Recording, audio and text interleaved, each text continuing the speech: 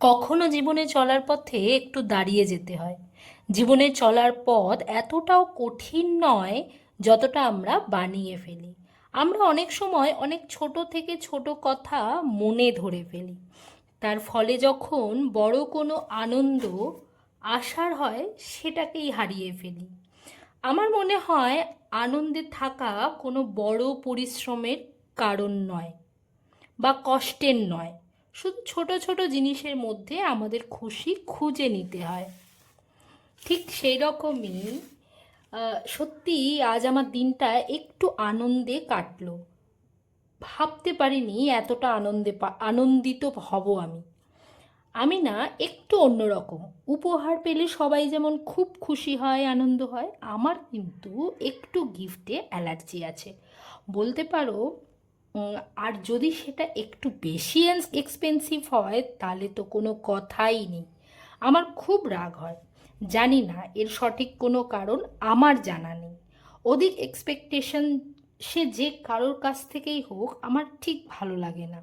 কিন্তু যখন সন্তানদের কাছ থেকে কিছু পাওয়া যায় সে আনন্দের কথা ভাষায় প্রকাশ করা যায় না। আমার মেয়ের বন্ধু, খুব বেশি বয়স নয়, আমার মেয়েরই বয়সী, মাত্র 10 বছর বয়স, আমার সন্তান সমতুল্য, সে আমাকে এক অমূল্য উপহার দিয়েছে। সত্যি আমি আপ্লুত তার এই উপহারটি পেয়ে। তার এই উপহার পেয়ে নিজের হাত তার এই উপহারটি নিজের হাতে এঁকে আমাকে এই ছবিটি ফ্রেমবন্দি করে দিয়েছে। সত্যিই অসাধারণ। আমি ওকে অনেক আশীর্বাদ করি ও যেন সুস্থ সবল থাকে, জীবনের সঠিক লক্ষ্যে পৌঁছয়, এবং সব থেকে বড় আশীর্বাদ করি ও যেন মানুষের মতো মানুষ হয়, মেরুদণ্ড সোজা করে এই সমাজে দাঁড়িয়ে থাকে। আচ্ছা, এবার আসি এই ছবিটি।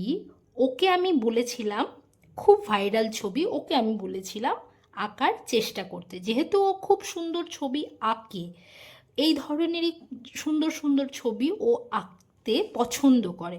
তাই আমি ওর মধ্যে একটু আধ্যাত্মিক ভাব জাগানোর জন্য এমনিই বলেছিলাম একটু চেষ্টা করে দেখো তো ছবিটি আঁকার।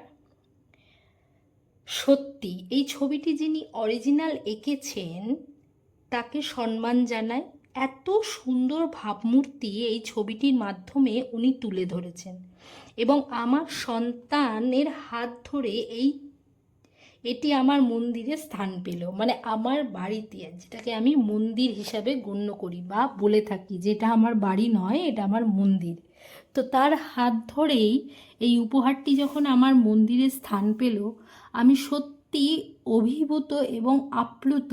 তার এই উপহারটি পেয়ে আমি এত আনন্দিত কখনো হইনি কোনো উপহার পেলে। সত্যি আমি খুব খুশি হয়েছি ওর হাত থেকে এই উপহারটা পেয়ে।